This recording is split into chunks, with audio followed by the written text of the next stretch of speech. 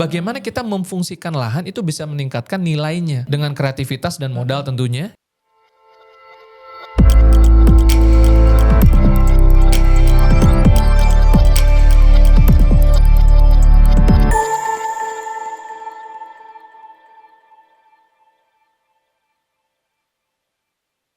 Hai sahabat Indonesia, bersama dengan saya Iren Olivia. Kita bergabung di podcast Bangun Indonesia. Dan kali ini kita bersama dengan Direktur PT Agent Property Indonesia, yaitu ada Bapak Franciscus. Halo, selamat siang Bapak. Siang. Selamat siang. Ini vibes-nya lumayan seger ya Pak setelah libur panjang ya? Oh iya dong, harus dong. Kalau masih ngantuk berarti masih libur. Masih libur berarti ya. Oke.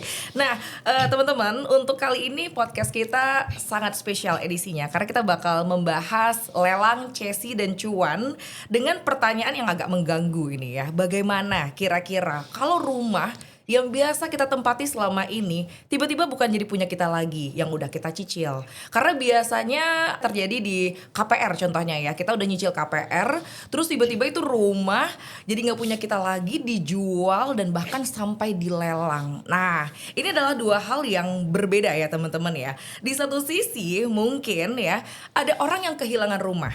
Tapi di sisi lainnya ada orang yang melihat di sini peluang bahwasanya ini bisa jadi sebuah investasi. Nah, supaya lebih jelas dan tidak ada kesalahan, kita akan bahas dari awal, membahas apa sih sebenarnya properti itu bersama dengan Bapak Frans begitu ya. Nah, Pak Frans, apa sih sebenarnya properti itu, Pak? Biasanya kalau kita bicara tentang properti ini, kalau saya melihatnya dari sisi manusianya gitu ya. Kita kan awalnya dari kecil mungkin sekolah sampai usia 22 ya S1 gitu ya, lalu mulai kerja. Nah di 30 tahun hidup kita pertama tuh biasanya orang tuh belum terlalu ngeh properti itu apa selain rumah. Yes. Yang kita tahu rumah. Yang kedua mungkin kantor, mungkin juga sekolah, rumah sakit gitu ya. Tapi ketika kita belum punya keinginan untuk beli rumah, biasanya itu masih cuek-cuek aja. Betul nggak? Betul. Kita ngerasain seperti itu ya. Bahkan gak sedikit orang yang sampai usia mungkin 35 yang mungkin kebetulan belum pernah beli rumah sendiri gitu ya. Belum pernah dengar apa itu AJB. Sertifikat tuh kayak gimana bentuknya.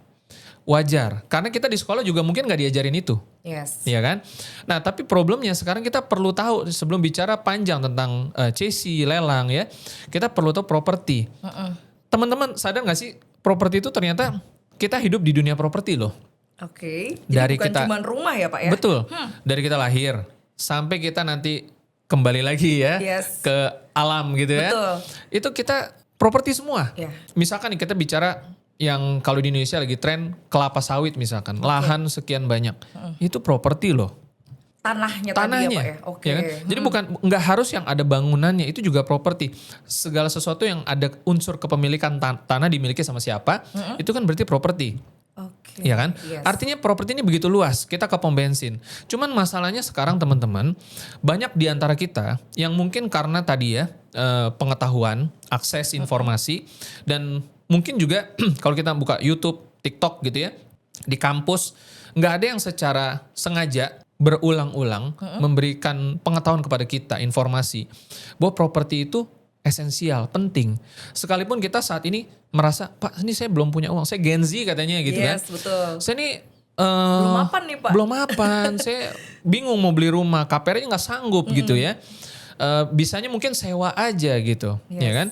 Nah tapi problemnya adalah teman-teman bukan uangnya dulu. Pengetahuannya dulu yang penting. Oke, pengetahuan kita harus tahu dulu properti itu sebenarnya nggak cuma rumah saja. Betul. Begitu ya. Karena Betul. di luar negeri ya Pak ya, mungkin kita bisa lihat anak-anak umurnya baru remaja 12 tahun, 13 tahun gitu ya. Mereka udah dikasih edukasi soal besok kamu ikut saham misal contoh Betul, ya. betul. Kamu harus melek nih soal properti gitu ya. Kalau di Indonesia sendiri gimana Pak? Ya masih jauh ya. Sepengetahuan saya kita belum overlapping menjadi negara maju kan ya. Oke. Masih negara berkembang ya. Dan mudah-mudahan bisa nggak lama lagi jadi negara maju dong. Kita berharap semua seperti itu ya. Tapi kan kita harus mulai dari pengetahuannya dulu nih teman-teman. Dan mudah-mudahan ya lewat Bangun Indonesia ini, lewat channel YouTube kita ini bisa viral. Tujuannya apa? Supaya kita sama-sama melek. Ternyata saya juga dulu sama kok seperti teman-teman juga.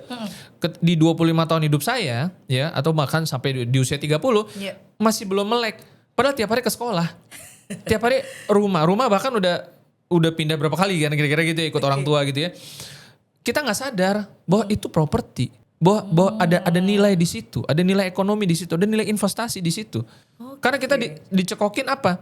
Cari uang susah loh. Ya kan, kamu jangan hambur-hamburkan uang. Harus hemat gitu ya. Ya kan, pendidikan finansial, pendidikan tentang properti itu jauh. Saya nggak tahu sekarang tuh masih tren nggak sih permainan monopoli gitu loh. Monopoli, oke. Ya kan? Mungkin beberapa kalangan ada yang main ya Pak ya. Tapi kalau saya pribadi ini dulu suka sekali main monopoli. Walaupun ya belum bisa tahu maknanya apa sebenarnya Betul. Cuman ternyata kalau dari Bapak sendiri monopoli itu apa yang bisa diambil Pak? Monopoli itu tentang kehidupan kita sebenarnya kan. Kita berputar di situ kan. Iya. Dari garis start, kadang-kadang bisa masuk penjara dari situ. Iya betul. Atau kita salah masuk rumah orang suruh bayar kan. Iya benar. Lalu setiap satu putaran kita dapat uang lagi kan. Kita diajarin tentang bekerja di situ. Nah kemudian setelah kita ngumpulin keliling, ada kesempatan ambil kartu kesempatan kalau nggak salah, kita bisa dapat beli rumah. Yes. Ya kan? Setelah beli rumah, jual rumahnya, atau kalau uangnya udah cukup banyak, kesempatannya ada, beli hotel. Jadi itu ternyata bukan sekedar permainan ya. Itu pembelajaran. Kalau dulu kita kenal ya istilahnya landlord. Tuan tanah. Yes. Kalau teman-teman nonton film lah ya, kolosal gitu ya. Nah saat itu adalah era-eranya tuan tanah. Ya orang-orang kaya bangsawan zaman dulu pasti punya tanah. Entah tanahnya itu kemudian jadi kastil, jadi istana, peternakan ya kan. Zaman dulu kan gitu kan. Zaman-zaman ya kalau di Alkitabiahnya gitu ya. Yes. Apa istilahnya ya? Ternaknya begitu banyak. Ya kan? Jadi bukan gedung tinggi mewah segala macam, tapi masih ke sana. Lalu eranya perkebunan dan lain sebagainya gitu ya. Lahan ya. Betul. Nah itu kan apa? Properti, tuan tanah dia. Orang kaya pasti punya properti. Properti pasti ya Pak ya. sampai zaman sekarang, entah dia mau kayanya dari, sebutin aja Pak, dari saham, dari kripto, atau dari bisnis industri lain. Orang bangun pabrik kalau nggak di atas properti, pakai properti itu apa? Ya kan semua properti. Ya. Semua konglomerat propertinya banyak. Tapi kan properti ini harganya memang tidak murah ya Pak ya. Tidak murah. Nggak sama seperti kita bayar kos-kosan. Kalau kos-kosan sebulan bisa 1 juta deh Pak. Ya kan. Kalau properti pasti orang apalagi Gen Z seperti Bapak bilang tadi kan mikir-mikir juga ya Pak. Bisa harganya di atas ratusan begitu kan. Betul. Nah ada orang yang pengen sebenarnya tapi merasa tidak mampu begitu. Nah kalau dari Bapak sendiri nih udah berkecimpung lama di bagian properti. Kira-kira kalau orang pengen punya properti apa sih yang bisa mereka lakukan gitu. Apalagi rakyat jelata seperti saya contohnya begitu ya Pak ya. Jadi teman-teman, pertama yang penting adalah memang kita kan hidup di dunia ekonomi, ya kan? Ada strata namanya, kelas menengah bawah, menengah, atas. Kita semua pastilah semua mau naik ke atas. Kita semua berjuang, ya kan? Nah, secara prinsip pertama-tama yang kita bisa lakukan adalah pengetahuannya dulu. Itu paling murah. Ya kan? Sambil kita kerja perbanyak uang dong. Ya kan, akses begitu banyak. Ambil contoh kemarin ada yang tanya sama saya, Pak, saya ini belum bisa beli properti. Oke, tapi udah tahu belum peluangnya? Itu dulu, ya kan? Jangan sampai kemudian pandangan kita begitu sempit sehingga melihat properti itu hanya rumah aja. Kita lihat tren belakangan ini, yang lagi happening kemarin, padel. Lapangan padel. Saya kaget, saya ngeri juga ngelihatnya ya. Saya sampai sekarang belum pernah nyentuh raket padelnya loh. Masuk ke courtnya juga belum pernah. Tapi padel itu udah ada di mana-mana. Lapangannya dalam satu daerah bisa 3 loh Pak. Bisa. Saya bingung apakah itu selaku itu gitu ya. Ya mungkin saya ketinggalan. Cuman poinnya gini. Kita lihat sama-sama bahwa properti itu nggak ada matinya. Ada satu hook dekat sini. Tadinya kayak semacam toko kelontong yang agak kumuh lah gitu ya. Agak kurang wah gitu loh. Kemudian sekarang jadi salah satu minimarket kenamaan di hook. Rame banget. Tiap hari nggak pernah sepi. Karena lokasinya strategis. Satu itu. Tapi saya melihat gini. Bagaimana suatu lahan itu difungsikan dengan kreativitas dan modal tentunya gitu ya. Itu bisa bagus, itu bisa rame. Jadi bagaimana kita memfungsikan lahan itu bisa meningkatkan nilainya. Ya Tapi untuk meningkatkan nilai kita harus lihat dulu dong peluang investasi di situ ada atau enggak gitu ya Pak. Betul. Artinya ketika belum diubah menjadi minimarket yang kenamaan tadi, kayak nggak ada silaunya nggak ada. Iya, kayak rumah tertinggal, rumah biasa. Padahal itu hook gitu ya dan gak rame. Padahal itu jadi lahan juga gitu ya. Nah kemudian saya membayangkan ada dari pihak minimarket itu yang kemudian memang lagi, saya tahu itu lagi ekspansi dan lagi cari tempat dan dia menghitung. Artinya apa? Memproyeksikan. Iya kan? Kan bisnis itu kan sesuatu yang belum terjadi. Tapi harus bisa diukur, dihitung kan. Ini kalau saya punya usaha begini bisa rame gak?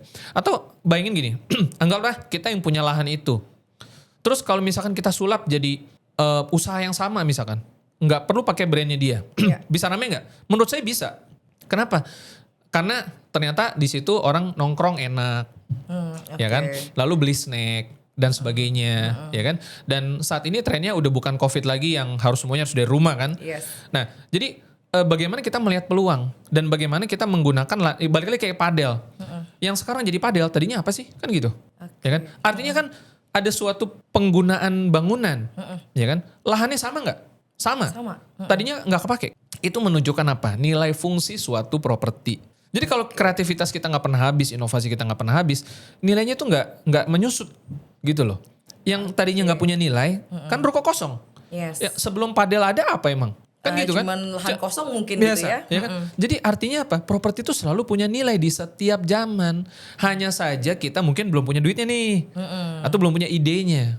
Ya kan? Jadi betapa pentingnya properti gitu loh. Oke, berarti untuk teman-teman di rumah mungkin yang belum tahu ya sebenarnya properti itu apa sih? Apakah cuma rumah saja? Bisa nggak sih kita invest di properti? Apakah memang harus rumah atau ada yang lain? Mungkin udah sedikit lebih tergambar ya Pak ya. Betul. Karena properti kalau seperti yang Bapak ceritakan tadi nggak cuma rumah, ruko, tanah, bahkan ada yang bilang oh ini peternakan saya, ini properti saya gitu ya. Betul. Banyak hal sebenarnya ya Betul. Pak ya. Sama satu lagi nih teman-teman. Kalau tadi kita bicara kalau kita belum punya uang buat belinya, saran saya jualan dulu aja propertinya. Oh, jualan dulu propertinya. Iya. Kan kita nggak harus punya propertinya untuk jualan. Jadi agent juga bisa dong. Oh iya betul. Iya dong. Kita selama ini menjual rumah orang lain, wah gitu kan? Menjual properti orang lain. Sambil mengais ilmu ya Pak ya. Secara profesional kan? Secara Artinya profesional. gini, semua orang yang membutuhkan jual beli itu pasti membutuhkan jasa profesional. Ya betul. Iya dong. Misalkan saya atau misalkan Iren, ada rumah, ada apartemennya. Tapi kan kita punya kesibukan sehari-hari, kita kan nggak bisa ngontrol itu semua. Betul. Maka kita selalu memerlukan orang lain. Kita benerin motor deh, kita bisa jago gitu ya. Emang setiap rusak kita mau benerin sendiri? Ya mungkin ada orang seperti itu. Orang-orang bisa gitu ya. Iya kan? Tapi kan itulah kenapa ada montir, kenapa ada bengkel. Meskipun kita memang mungkin bisa lakukan itu sendiri. Oke. Gitu loh. Kita serahkan kepada yang lebih Betul. ahli gitu nah ya Pak disitulah kita ada peluang. Oh Pak, saya belum bisa beli rumah, belum bisa beli properti. Kalau jualan bisa nggak? Oh kalau jualan kayaknya bisa nih Nah. Pak. Tapi tergantung nih Pak. Gitu kan ada lagi ya kan. Betul. Mampu apa nggak jualan Betul. gitu ya. Dan lama-lama di situ kita bisa dapat uang. Uang diakumulasi, teman-teman boleh belajar tentang investasi tempat lain segala macam. Lama-lama kita punya kemampuan daya beli untuk masuk ke properti. Properti. Gini, tips buat teman-teman ya. Kalau teman-teman saat ini usianya start dari 17 tahun deh, Oke. belajar. Pak, saya udah 35, saya udah 40, belajar. Belajar itu sebenarnya nggak lama. Setahun ngikutin channel kita aja misalkan gitu ya. Jadi Salah pintar satunya tentang ya. properti gitu loh. Ya kan? Supaya apa? Kalau kita udah punya modal tuh pertama di sini. Oke. Ya kan? Nah, setelah kita punya modal di sini, sambil kita punya modal di sini, ya ikutan jualan properti bareng kita. Iya dong. Oke, siap. Supaya apa? Supaya ya kecuali teman-teman memang udah punya kemampuan untuk beli properti, belinya juga sama kita juga gitu Iya loh. bener, tapi salah satunya menjadi marketing itu juga salah satu progres yang bagus Pak. Untuk bisa jadi punya networking, Betul. akhirnya cuannya juga dapat Betul. ya kan. Nah Betul. mungkin kita punya wadahnya di API ya Pak ya. Betul. Nah kalau tadi kita ngomongin soal properti nih Pak, mungkin mulai kebuka ya kalau properti itu nggak cuma sekedar rumah saja. Terus ada orang mungkin yang berminat pengen punya properti juga gitu kan. Oh mungkin saya nggak bisa rumah deh, saya pengen ruko contohnya gitu. Saya pengen tanah misalnya gitu. Ada beberapa cara untuk cara membelinya ya Pak ya. Betul. Nggak cuma dengan uang cash yang segepok itu kali ya Pak ya. Kalau dari Pak Frans gimana? Betul. Sebenarnya cara kita memiliki properti salah satunya yang paling umum itu adalah AJB. AJB, oke. Akte jual beli. Artinya ada perorangan yang menjual properti miliknya melalui agen misalkan gitu ya. Dan ada yang cocok, ada calon bayar, transaksi. Nah itu disebut AJB, akte jual beli. Kemudian balik nama sertifikat melalui BPN. Itu jalur yang paling umum. Tapi ada juga kemudian yang mungkin memang ada developernya. Ya kan? Kita sebutnya rumah primary atau property primary. Dirilis dulu, di launching sama developer, site plan, bangun segala macam dari nol, tanah gitu ya, cluster segala macam, belinya sama developer. Awalnya mungkin nggak langsung AJB, biasanya PPJB dulu. Ya kan? PPJB? Perjanjian jual beli lah. Perjanjian jual beli ya Pak ya. Artinya itu PPJB itu antara dua pihak masih di bawah tangan. Belum diakui sama BPN. Mungkin dia belum balik nama kolektif si developernya bisa juga. Oke, berarti Ya kan? belum legal lah istilahnya gitu ya Pak ya. Tapi sudah Ya legal. sifatnya di bawah tangan. Di bawah tangan, PPJB itu oke. masih di bawah tangan gitu ya. Nah tapi kemudian akan ditingkatkan menjadi AJB ketika sudah waktunya pecah sertifikat. Itu umum dan itu legal, itu juga legal gitu ya. Balik lagi ada prosesnya, PPJB lalu AJB dan itu biasanya juga masing-masing ada karakternya. Dengan developer ada karakternya, dengan perorangan juga ada karakternya, ya kan? Nah, lalu ada satu lagi kita bisa beli juga melalui lelang. Oke. Ya kan? Nah, ini juga beda lagi. Kalau AJB itu orang-orang yang terlibat adalah pemilik sertifikat sebagai penjual, pembeli, ya kan? Sehingga ketika AJB akte jual beli antara pihak pertama pihak kedua, penjual, pembeli. Nah, lalu masuk ke BPN balik nama kan antara dua pihak itu kan. Nah, kalau dilelang bukan dengan pemilik sertifikat, tetapi pemegang hak tanggungan. Oke, seperti bank gitu ya. Seperti bank atau kreditur. Karena bank berdiri sebagai posisi kreditur. Jadi sebenarnya yang lebih tepat menyebutnya bukan bank, tapi kreditur. Karena kreditur belum tentu bank, kita juga bisa jadi kreditur. Kreditur itulah yang disebut sebagai penjual di lelang. Diselenggarakan oleh KPKNL, penyelenggara pasarnya itu di KPKNL. Nah, di KPKNL itu ada yang namanya pejabat lelang kelas 1. Itu negara. KPKNL sendiri sebenarnya dari negara. Pejabat lelang kelas 1 juga negara. Ya kan? Kalau di AJB hanya bisa diterbitkan oleh notaris. Pada lelang bukan notaris yang terlibat, tetapi negara. Pejabat lelang. Negara. Oh, berarti ibaratnya seperti wasitnya ya, Pak ya. Kalau di AJB wasitnya notaris, kalau di lelang wasitnya KPKNL atau dari AJB tadi. Sebutannya ya. Kalau notaris melahirkan AJB. Kalau lelang melahirkan risalah lelang. Risalah lelang. Ya. Nah, jadi nanti teman-teman pertanyaannya jangan salah. Pak, nanti kalau misalkan saya lelang nanti yang pemilik sertifikatnya tanda tangan bagaimana? Nggak ada urusannya sama pemilik sertifikat. Karena jalurnya berbeda. Nah, ini yang teman-teman mesti paham. Literasinya dulu. Mesti ngerti. Pak, kalau pemilik sertifikat yang nggak tanda tangan emang sah? Sah, kan negara. Nanti kita bahas lebih lanjut. Tapi saya penasaran Pak, di PT Agent Property Indonesia sendiri sudah punya belum Pak customer yang notabene dia tuh masih muda? Mungkin angkatan saya kali ya, milenial, Gen Z. Yang lebih muda ada. Dan dia udah melek dengan edukasi properti seperti ini Pak? Atau bagaimana? Boleh Bapak cerita pengalaman? Kemarin beli Cesi sama kita. Oh iya? Iya. Kita nih udah cukup lama ya. Kita juga pernah jadi kantor perwakilan balai lelang swasta juga. Secara prinsip, secara spektrum usianya cukup luas ya, dari mulai ya 30-an. Kalau nggak salah bahkan saya nggak tahu ya, saya nggak liatin KTP-nya orang sesuatu kan. Cuma kalau dari mukanya tuh kayak masih belum 30 atau masih 30 awal. Berarti kan muda kan? Ya kan? Iya dong. Mereka beli Cesi, mereka beli lelang dan banyak mayoritas pembeli-pembeli di Agent Property Indonesia itu juga yang pengalaman baru. Jadi belum pernah lelang sebelumnya. Atau belum pernah beli Cesi. Ada juga bahkan yang kemarin, oh iya Pak saya kalah lelang gitu di tempat lain. Lalu masuk ke kita, ya kan? Kenapa ya? Karena kita menawarkan lebih dong pastinya. Oke, tentu ya. Jadi teman-teman boleh nih kepoin juga ya PT Agent Property Indonesia ya. Karena ternyata Gen Z, milenial semuanya udah pada datang nih ke sini. Kenapa? Karena mungkin lebih banyak treatment yang enak ya Pak dari API sendiri ya. Oh iya dong, betul. Oke, kita lanjut lagi Pak. Masuk lagi ke tadi kita bahasnya NPL sama kredit ya. Berarti ada dua nih ya Pak ya, antara notaris atau dari KPKNL sendiri. Nah, bagaimana customer atau kita ya sebagai yang pengen punya rumah bisa memilih baiknya kita tuh kemana, ke lelang kah atau kita mau beli properti dengan kredit atau bahkan CSI yang belum kita bahas ya Pak ya. Baiknya pertimbangannya seperti apa? Sama kayak kita mau masuk investasi ya, saham, emas atau apapun, ada yang dikenal namanya profil resiko atau kita mengenali diri kita sendiri. Lelang sama CSI itu untuk mereka yang memang mau cari murah, itu dulu nomor 1. Murah. Harga murah. Jauh dari pasar. Oke. Jadi kalau teman-teman mau cari murah jauh dari pasar, itu udah bener larinya ke lelang sama CSI. Tapi juga harus paham karakteristiknya. Kebanyakan orang tuh komplain karena gak ngerti. Coba kalau dia di awal sebelum beli dia paham dulu. Cocok sama karakternya dia akan enjoy the proses. Itu yang paling penting. Sama kayak kita beli rumah sama developer. Ya kan? Harus nunggu loh. Serah terima unit bisa 12 bulan sampai 18 bulan. Iya. Ya kan? Dan memang sudah dikasih tahu dari awal. Sama lelang sama CSI juga kita kasih tahu kok. Nanti kayak gini ya. Cocok nggak? Kalau nggak cocok nggak usah masuk. Oke. Jangan dipaksakan. Boleh saya tahu nggak Pak? Satu aja mungkin karakter yang harus kita tahu itu kalau kita pengen CSI atau lelang tuh seperti apa contohnya Pak? Belinya cash. Oke. Nggak bisa KPR. Gitu. Dan yang kedua butuh waktu buat proses itu. Ya kan? Jadi nggak bisa yang Pak saya mau beli bulan depan saya mau tinggalin. Oh nggak bisa, nggak cocok. Punya uang sekian triliun juga nggak bisa gitu. Jadi jangan dipaksakan. Nah kita balik ke investasi nih. Betul. Teman-teman kalau investasi di luaran sana, temennya pasti waktu. Investasi apapun temennya waktu. Silakan berguru sama Warren Buffett, sama Lo Keng Hong, sama waktu. Hanya waktu yang bisa mengurangi resiko. Ini dalam dunia investasi. Waktu juga yang membuat nilainya bertumbuh, ya kan? Nah, dalam konteks lelang dan cesi, waktu ini kaitannya sama administrasi, sama birokrasi, sama prosedur sebenarnya, ya kan? Toh lagi pula teman-teman di awal enaknya gini, beli lelang beli cesi itu ya. Kalau orang beli rumah di secondary dulu deh, kita ngomong AJB. Dari mana kita tahu rumah itu murah?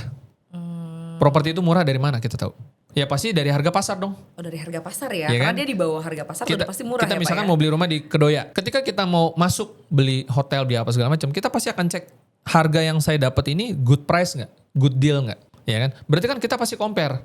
Beli air minum aja, beli handphone yang kita compare. Iya. Toko sebelah jual berapa? Kira-kira gitu kan? Itu disebut harga pasar. Jadi kalau kita bisa dapat harga diskon di bawah harga pasar, semua senang. Ya dong? Oke. Ya kan? Itu di dunia secondary. Lelang sama cesi sama. Teman-teman udah tahu harga pasar secondary-nya di berapa. Bisa lihat tetangga di situ ada yang jual berapa. Semua orang bisa lihat. Nah, gini. Enaknya dunia properti adalah transparan. Tidak ada manipulasi harga pasar. Nggak bisa dimanipulasi. Tidak bisa dimonopoli. Tidak bisa digerakkan oleh sekelompok orang yang punya uang. Nggak bisa. Oke. Itu keunggulannya properti. Kalau dalam dunia market, mau saham kripto emas, Bisa dimanipulasi. bisa dimanipulasi oleh kebijakan politik. Ya dong? Oke. Si T ngomong sesuatu besok harga turun. Saham turun, iya. Ya kan? T tahu siapa nah? Tahu. Oke. Ya kan? Oke. Itu bisa dimanipulasi meskipun dalam waktu singkat. Tapi kerugiannya kan masif. Bisa jadi keuntungan, bisa jadi kerugian tergantung POV-nya masing-masing. Oke. Tapi dalam dunia properti, seturun-turunnya pernah gak sih lihat properti banting harga kecuali karena di BU ya? Ini kita ngomong harga pasar BU dulu. itu butuh uang ya Butuh uang. maksudnya ya. Kita ngomong harga pasar. Dalam dunia harga pasar di properti, pernah nggak lihat sampai ngedam seperti apa? Ngedam tuh turun harganya nyongsep gitu. Pernah nggak? Masih batas wajar sih. Masih batas wajar. Dalam kondisi normal, resilient harga di properti itu sangat resilient. Cenderung malah naik. Meskipun kenaikan juga beda-beda nih. Ada yang 2%, 4%, 5%, 10% tergantung area. Lokasi strategis atau Lokasi tidak. strategis atau enggak. Kecuali balik lagi BU. Ketika kalau kita bicara harga pasar, ini enak. Manipulasi nggak ada. Jadi siapapun bisa pegang data itu. Lewat internet, lewat lapangan, semua bisa lihat. Poinnya adalah gini, kita nggak perlu prediksi kalau bicara harga pasar. Ada di situ, tinggal datang ke pasar nih kan sekilo harga berapa, kira-kira gitu. Sehingga apa? Dengan data tersebut, kita bisa ukur, bisa menjadi komparasi. Kalau kita mau beli properti di daerah itu, penawarannya berapa? Good deal nggak nih? Gapnya berapa? Kelihatan transparan. Nah lelang sama Cesi bicara beli di bawah. Oke, dari harga pasar Dari tadi. harga pasar. Harga pasar 200 juta, Chelsea bisa kasih 180 maybe gitu ya Pak ya? Betul, sehingga gap itu kita bisa ukur sebagai keuntungan. Keuntungan operasional, keuntungan renovasi, atau mau jual lagi gap target dengan margin sewa, segala macam. Berarti disitulah kita lihat nanti ada peluang investasi atau tidak gitu Betul, ya di betul, properti itu. betul. Oke baik. Nah teman-teman ini udah mulai agak mudeng ya untuk properti bagaimana peluang investasinya dan ternyata kredit lelang itu bukan hal yang tabu ya Pak. Karena selama ini kalau kita angkat dari cerita-cerita zaman dulu ya Pak ya orang tua, aduh janganlah ngambil rumah itu rumahnya bermasalah sama bank gitu ya. Nah jadi akhirnya rumah itu susah laku, susah dilirik begitu. Nah sementara ada peluang ternyata di sana. Jadi kalau dari Bapak Frans sendiri untuk kredit untuk tadi yang orang-orang yang misalnya mungkin rumahnya nggak bisa dibayar gitu ya, bagaimana kita kalau pengen ngambil cesi, ngambil lelang, kalau apalagi kalau misalnya kita ke API nih Pak, gimana prosedurnya? Oke, kalau di API sih sebenarnya semua diurusin ya. Oh gitu Pak, enak banget ya? Iya, karena gini, karena kita paham apa yang dibutuhkan sama customer. Customer itu butuh servis kan ya, butuh kemudahan, butuh kenyamanan dan pastinya keamanan gitu ya. Nah kita provide itu, kita punya tim after sales, kita punya tim legal, lengkap semua supaya delivery juga bisa baik. Walaupun teman-teman ini udah jadi rahasia umum gitu ya, ketika kita bicara properti, balik nama dan lain sebagainya, kadang memang butuh butuh waktu gitu ya. Transaksi properti itu kan nggak cuma melibatkan satu pihak, tapi banyak pihak. Ada BPN di sana, ada KPKNL di sana. Ini kalau kita bicara lelang gitu ya. Iya. Kadang-kadang ada PPAT juga, lalu juga ada lain-lain lah. Nah itu yang kadang-kadang kita mesti jembatani dengan komunikasi, bolak-balik dan sebagainya, ya kan? Kenapa teman-teman kalau mau ke BPN mungkin minta tolong notarisnya, minta tolong sekretarisnya karena Anda nggak punya waktu kan? Kira-kira kan seperti itu, ya kan? Iya. Nah jadi memang ada prosedural, ada administrasi. Yang kadang-kadang ada yang bisa lebih cepat, ada yang bisa lebih lambat. Tapi semuanya tertangani karena kita punya orangnya. Maksudnya kita ada timnya di sini. Punya tim. Ya kan? Iya. Sehingga ketika teman-teman beli lelang di sini, bahkan dari awal nih, teman-teman gak usah pusing nanti kalau mau bidding bagaimana, strateginya seperti apa. Kalau nanti sudah menang ngurusnya ke BPN bagaimana? Kalau nanti udah menang, udah balik nama, pengosongannya serah terima bagaimana? Kita urusin semuanya. Itu kalau saya individu agak ribet ya Pak. Pasti Saya individu yang melakukan itu sendiri nggak tahu mau kemana kayaknya itu ya. Jangankan beli rumah. Kalau kita misalkan mau perpanjang STNK, SIM, kadang-kadang kita nggak punya waktu. Tuh. Ya kan, kita kadang minta tolong tim kita lah buat urusin, ya kan. Apalagi yang memang Ribet ya kesannya ya. ada proses, ya kan. Dan kita semua orang sibuk. Teman-teman semua buyer tuh adalah orang sibuk, businessman, profesional, karyawan, kerja dari Senin sampai Sabtu, pulangnya jam 5, kadang lembur. Iya. Gimana? Makanya hidup ini butuh orang lain. Oke. Dan teman-teman investor buyer butuh agent properti Indonesia. Betul sekali. Jadi jangan lupa kalau misalnya yang pengen beli rumah atau mungkin kalian investor di luar sana yang punya dana yang nganggur maybe ya, bisa langsung minta tolong aja ke agent properti Indonesia untuk ngurusin semuanya. Bahkan sampai pengosongan rumah juga sekalian ya Pak ya. Iya, itu kalau lelang udah paket ke arah sana. Udah paket juga ya. Betul. Nah sekarang tadi kan lelang tadi kita udah bahas. Sekarang kalau Chessy Pak, boleh saya pengen tahu sedikit perbandingan signifikan antara lelang dengan Chessy itu apa sebenarnya? Orang beli lelang itu karena targetnya langsung asetnya, propertinya, kepemilikannya. Karena lelang itu menjual kepemilikan. Chessy menjual piutang macet. Jadi beda. Jadi Chessy itu satu tahap sebelum lelang. Kenapa bisa ada piutang yang dijual? Karena ada kredit macet. Berarti ada pihak kreditur dan ada pihak debitur. Debitur itu yang ngutang. Kita datang ke bank, kita sebagai debitur. Bank yang pinjemin uang atau kreditur yang pinjemin uang sebutnya kreditur. Ya kan? Nah ketika kreditur berpikir, saya pengen pembukuan ini selesai. Contoh misalkan ada si A ngutang sama saya. Saya pengen dilunasi nih. Dia macet nih. Macet ini kan gak langsung macet dong. Awalnya bayar. Setahun kemudian macet. Iya. Macetnya juga gak cuma sebulan.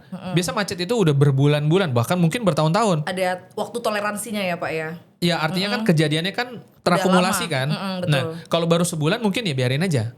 Tapi ketika udah berbulan-bulan, 6 bulan misalkan, 12 bulan. Ada yang macetnya udah bertahun-tahun ada loh.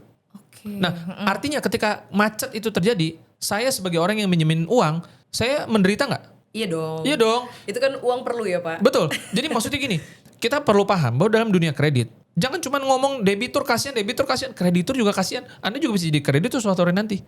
Iya dong. Iya. Jadi dua-dua menderita. Si debitur lagi cekak bisnisnya, ya misalkan orang minjem duit karena bisnis kan, bisa jadi dia cekak. Poinnya adalah kita nggak pernah tahu bisnis orang seperti apa. Jadi kredit itu jangan bilang hari ini saya kuat, besok bisa sakit. Jadi namanya kredit macet wajar. Nah ketika kredit itu macet, yang ngasih duit, yang minjemin ini loh, Juga menderita juga loh. menderita. Uang gue nggak balik men. Kira-kira kayak gitu, ya kan? Sehingga butuh way out. Way out itu diatur sama siapa? Sama pemerintah, lewat regulasi, lewat undang-undang. Nah sekarang kita bicara sedikit tentang kredit ya. Kenapa pemerintah ngatur? Iya. Undang-Undang Hak Tanggungan Nomor 4 Tahun 1996. Terus Pasal 613 KUH Perdata tentang piutang, tentang cesi dan sebagainya gitu ya. Karena yang namanya kredit macet berarti kan awalnya ada kredit dong. Iya. Simple question nih teman-teman nih. Seberapa butuh sih kita akan kredit? Butuh sekali Pak. Kalau nggak bisa dapat apa-apa. Kredit itu opsional. Nah oke. Dalam level individu, kredit opsional. Kalau Anda bisa hidup dari awal lahir sampai mati tanpa kredit, bagus. Tapi dalam konteks nasional, dalam konteks negara, saya belum pernah ketemu ada negara, mungkin data saya salah boleh dikoreksi. Tapi mayoritas negara-negara di dunia pasti ada utang. Tadi, negara aja berhutang. Iya. Pengusaha banyak yang berhutang. Ada pengusaha yang gak berhutang? Ada. Tapi fun fact gini teman-teman, kendaraan, motor, mobil, atau ya pokoknya kendaraan lah. Yang ada di jalanan kita di Indonesia, mayoritas dari kredit atau bukan, itu dulu udah simple. Oke. Rumah yang dibangun, yang sudah di delivery di Indonesia, mayoritas kredit atau bukan, silakan buka datanya. Dari kredit, penjualan mayoritas banyak dari kredit. Kalau kita bilang kredit nggak ada, penjualan kendaraan, rumah nggak sebanyak itu. Pernah nggak Anda berpikir, kalau kredit nggak ada, berarti kendaraan, rumah yang sekarang hasil dari kredit, dan yang lancar-lancar aja, kan kredit macet nggak banyak dibandingin yang lancar. Yang lancar. Ya kan? Iya. Otomatis kalau nggak ada kredit, itu semua penjualan nggak pernah ada. Tapi kalau secara garis besar kita lihat lagi, Indonesia juga jadi susah untuk bertumbuh Oh ya Pak ya. iya, ekonominya nggak bertumbuh, nggak berkembang, ya kan? Sama kayak kemarin 200 triliun rencananya supaya jadi kredit, ya kan? Oke. Tapi masalah penyerapan itu kan beda segmen lagi. Oke. Tapi yang penting adalah kita nggak bisa ngomong, Anda nggak bisa gontok-gontokan di ruang publik bahwa lebih baik hidup ini jangan ada kredit. Anda ngomong sama bank begitu, berarti bank tutup semua. Karena bank itu kerjanya adalah menyalurkan kredit. Memberikan Kalau Anda pinjaman. belum tahu gitu loh. Iya. Iya kan? Sehingga suka nggak suka pasti akan ada kredit macet. Makanya ada toleransi namanya 5% atau berapapun lah itu, ya kan? Intinya pasti ada kredit macet. Kenapa? Bisa ada penyakit, Iya. pandemi, Iya. ya kan? Lalu orang bisnis bisa salah perhitungan, Iya. Terus bad bangkrut. decision, ya Yes. kan? Bangkrut, ya kan? Pasti ada NPL, pasti ada kredit macet. Nah pertanyaannya sekarang, ya kan? Ini mau jadi resiko apa mau jadi peluang? Oke. Peluang tentunya kalau untuk investor, Peluang Pak. dong. Iya. Apalagi mungkin yang duitnya nggak tahu mau dikemanain ya Pak ya. Itu Betul. bisa jadi peluang salah Iya, satunya mau cari ya. properti murah.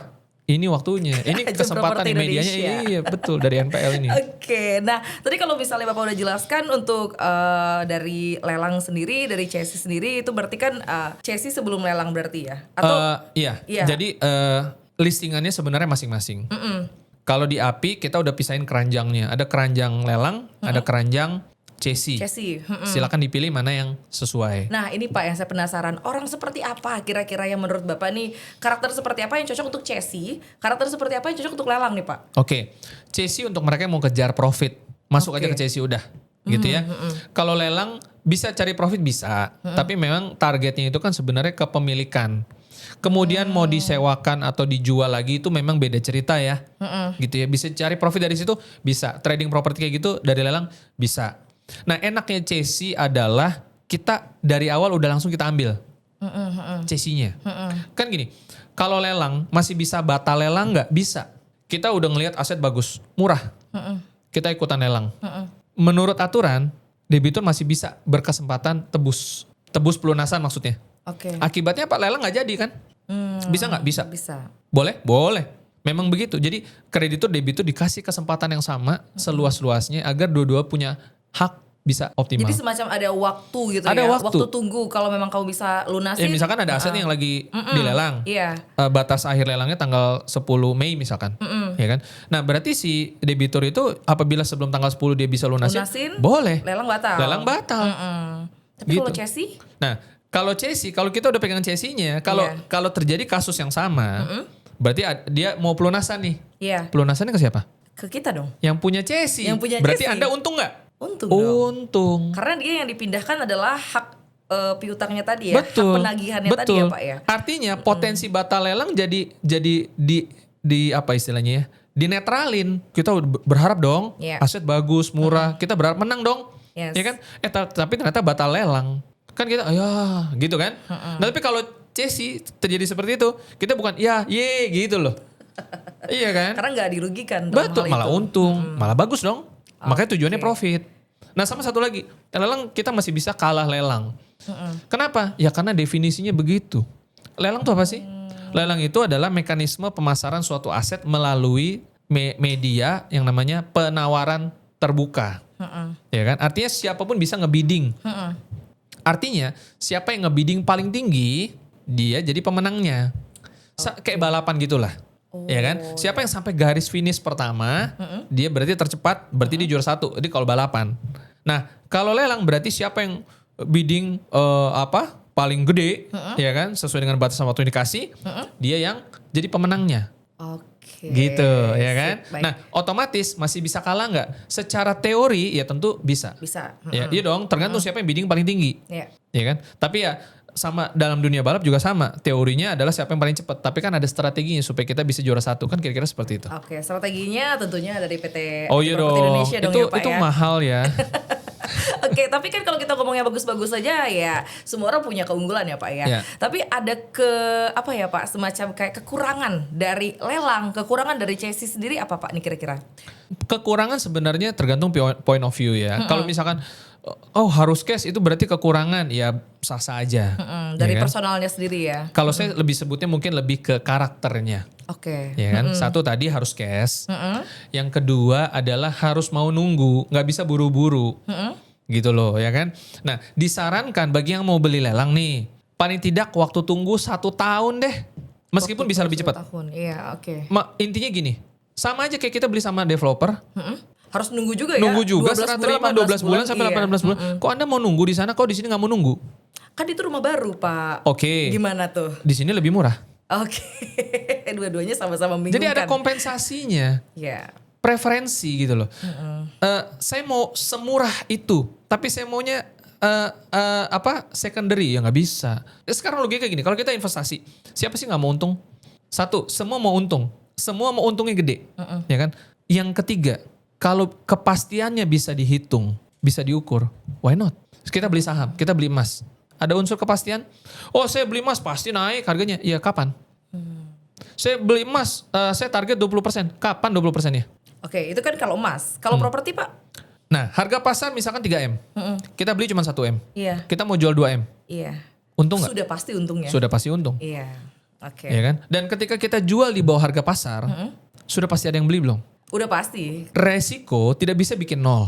Resiko hanya bisa diminimalisir agar resiko terukur dan terhitung. Iya. Supaya kita bisa kelola resiko. Itu poinnya tuh. Semakin kita tidak bisa kendalikan, resikonya semakin liar. Tapi sebagai orang awam Pak, Oke. ada juga orang yang nggak tahu Pak harga pasar tuh sebenarnya berapa.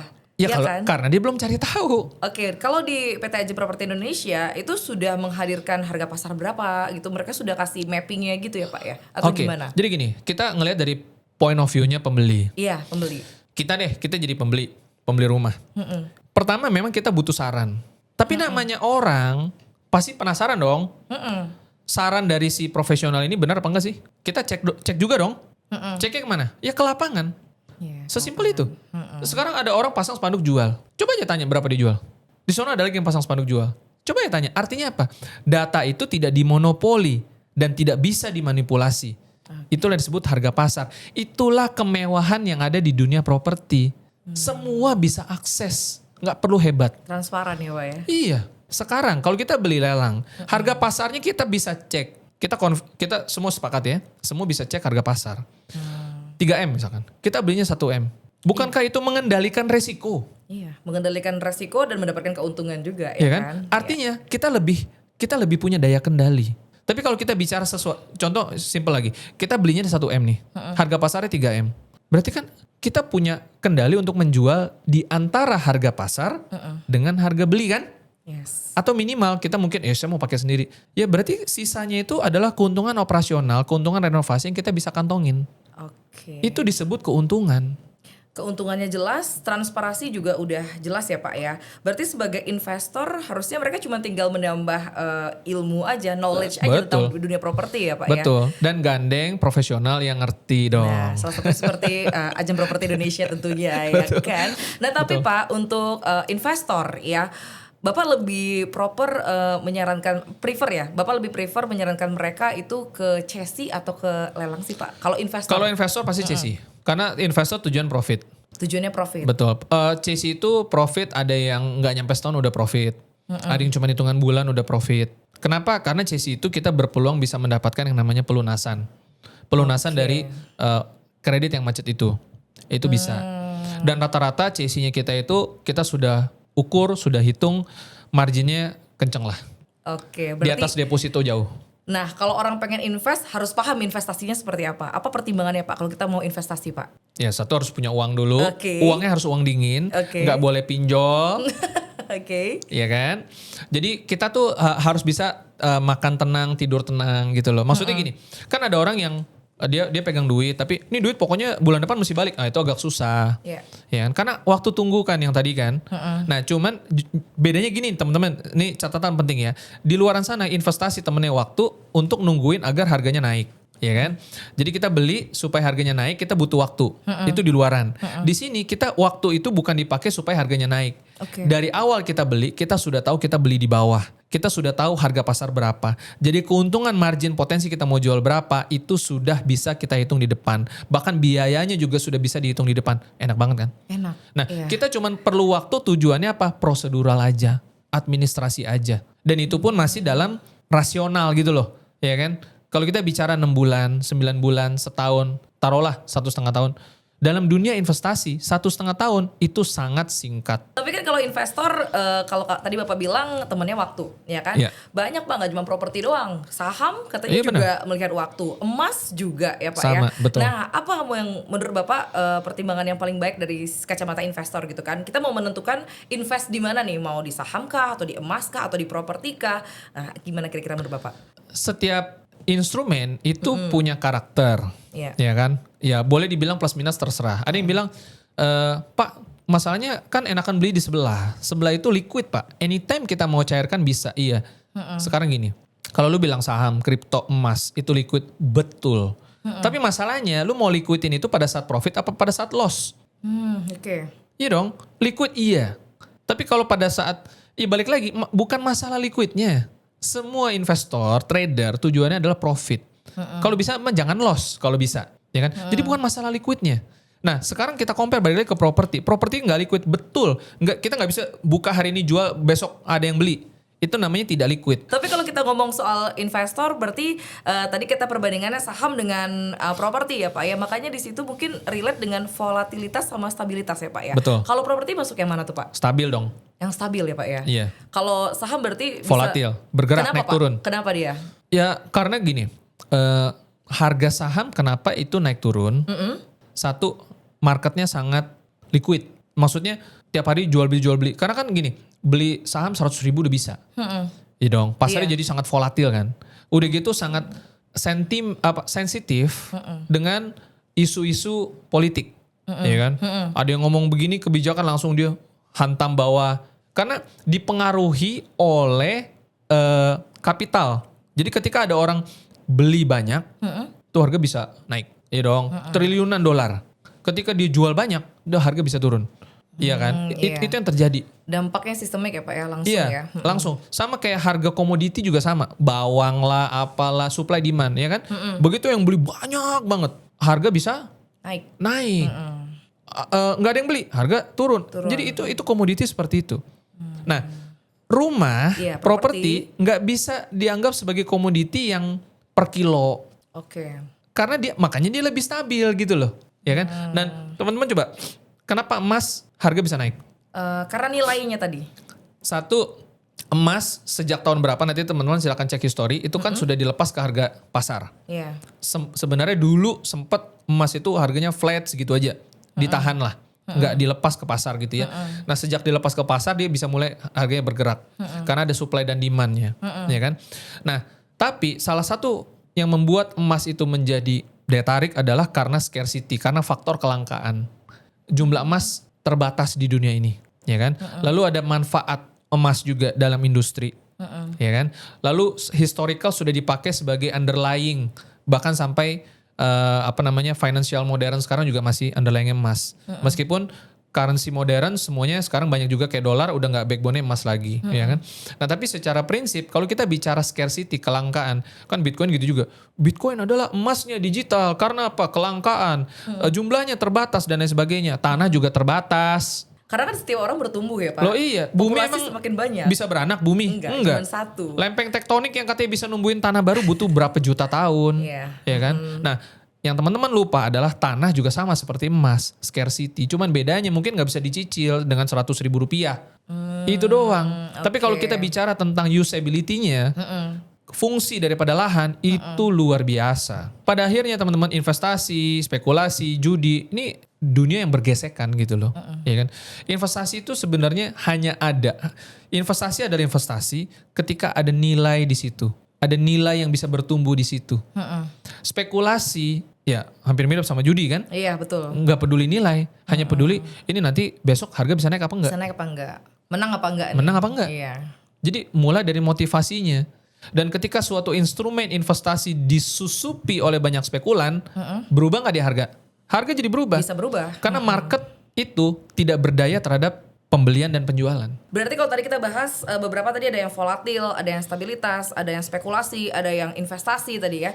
Kalau untuk investor sendiri rasanya nggak cuma satu harus tahu pengetahuannya ya Pak ya. Semua iya dong. harus tahu dong ya Pak ya. Iya. Nah pasti investor harus punya strategi. Nah kalau dari PT Ajeng Properti Indonesia sendiri itu strategi seperti apa sih Pak yang ditawarkan untuk investor? Simpel sih ya. Kalau ada misalnya kita ngomong properti, tempatnya bagus, lokasi bagus dan harga murah gitu ya. Kita bicara lelang sama Cesi. Kalau Anda punya uang segera ambil keputusan. Kenapa? Karena kita bukan seperti developer yang dalam suatu kawasan itu ada banyak. Oke. Itu namanya peluang. Peluang kadang nggak datang 2 kali. Dan udah banyak yang masih ada nggak? Oh sorry udah nggak ada, udah diambil orang. Iya. Gitu. Nah itu kesempatan, ya kan? Kalau teman-teman punya cash, intinya adalah silakan diversifikasi boleh, tapi properti harus ada. Kalau kita seorang pengusaha, memang kita pasti akan cari properti murah. Tapi ketika kita butuh ekspansi, dalam satu titik ketemu harga pasar lokasi bagus, kita pasti beli juga. Iya dong. Kenapa? Kebutuhan. Iya. Dan ada peluang di sana. Iya, untuk ekspansi bisnisnya dia butuh gudang, dia butuh workshop, ya kan? Ada nih duitnya, dia udah hitung-hitungan masuk, dia udah nggak lihat lagi harga. Apalagi dia bisa dapat harga murah. Nah makanya sekarang adalah bagaimana teman-teman kerja benar, ya. Tips buat jadi kaya adalah kerjanya benar. Jangan cuma mikir investasi. Lu gak usah ngeliat influencer yang sekarang masih muda naik Lamborghini warna apa. Iya. Ya kan? Lu kerja ekstra. Nah tipsnya adalah kalau memang mau kaya bukan lewat spekulasi. Lu jualan rumah deh bareng gue deh. Oke. Jadi kalau belum bisa jadi investor minimal yang jualin properti dulu ya Pak. Iya. Minimal ya Pak ya. Iya. Kita perlu sponsor juga nih tentang Asset Hub. Ya kan? Oh iya bener. Iya. Nah jadi kalau misalnya teman-teman investor mungkin ya yang punya dana, yang pengen cari-cari properti gitu ya. Mungkin sekarang susah banget untuk cari marketing yang mana yang terpercaya gitu. Mungkin kamu bisa download juga di Play Store untuk aplikasi Asset Hub ya teman-teman ya. Karena di situ udah ada banget nih, banyak banget properti-properti include dengan harga-harganya. Dan tentunya bisa langsung konsultasi juga dengan marketingnya. Udah ada nomor PIC-nya juga di situ. Jadi selain nonton podcastnya kita juga bisa download Asset Hub, apalagi bisa langsung konsultasi sama Pak Fransnya sendiri begitu ya.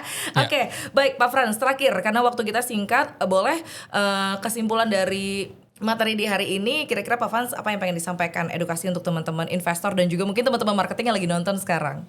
Iya, kalau saya dulu 30 tahun pertama hidup saya nggak ngerti tentang properti, ya kan. Tapi dengan adanya sekarang internet, channel YouTube seperti ini, harapannya jelas ya. Kita ingin agar anak-anak muda, meskipun saat ini mungkin belum bisa punya properti, sewain, jual lagi, kita bisa mulai dari belajar. Kita bisa mulai dari knowledge-nya, dari literasinya, dan kemudian nyemplung. Mungkin as agent dulu. Dengan kecanggihan sistem yang kita buat lewat Asset Hub ya, sudah dipermudah gitu ya. Sehingga teman-teman bisa mengumpulkan jalannya dari situ. Nah kemudian nanti kita juga bangun komunitas supaya dari yang awalnya agent cuma jualan doang, akhirnya dia bisa ikutan beli. Dia bisa ikutan ngerasain bagaimana jadi investor gitu ya. Karena skala coveragenya agent property Indonesia tuh sebenarnya se-Indonesia. Cuman memang kita masih fokus dengan kota-kota besar. Nah buat para investor, buat para buyer yang memang saya butuh aset murah, Asset Hub. Setahu saya ini salah satu aplikasi pertama di Indonesia yang ada lelangnya, yang ada CC-nya juga gitu ya. Tapi no worry buat teman-teman yang nonton, mungkin ada orang bang, wah CC ini begini. Tenang, kita sudah tutup data-data penting di sana. Ya dong. Sehingga yang namanya CC itu bukan berarti oh si A punya hutang segini nanti dijual segini. Kita tidak membocorkan rahasia apapun. Kita cuma memberikan sedikit aja informasi bahwa ada kesempatan. Ya kan? Makanya dalam podcast kita nggak pernah nih, ini CC aset A, nggak pernah. Kita nggak pernah hard selling seperti itu. Karena kita tahu transaksi pembelian itu lahir dari pertama pengetahuan, literasinya. Orang nonsense, dia mau beli saham, mau beli emas, mau beli reksadana, kalau dia nggak punya knowledge-nya dulu. Jadi nomor satu yang penting adalah dia punya knowledge-nya dulu. Dan teman-teman sekarang sudah tahu, ya kan, mitra yang teman-teman bisa percaya, profesional di bidang properti, NPL, lelang maupun CC. Yaitu di PT Agen Properti Indonesia. Oke teman-teman, begitu ya untuk podcast kita di sesi kali ini. Pembicaranya luar biasa sekali, daging semua jujur. Jadi jangan lupa untuk share, like, dan juga komen. Boleh kalian tanyakan apa aja nih mengenai properti, investasi di kolom komentar. Nanti kita bakal angkat di Q&A berikutnya, begitu ya. Dan untuk teman-teman marketing mungkin yang juga pengen tahu ilmu marketing lebih dalam, bisa nanti ikut lagi di sesi podcast kita yang lain, yaitu di ADS. Nah jangan kemana-mana, sampai ketemu lagi di sesi berikutnya. Bye!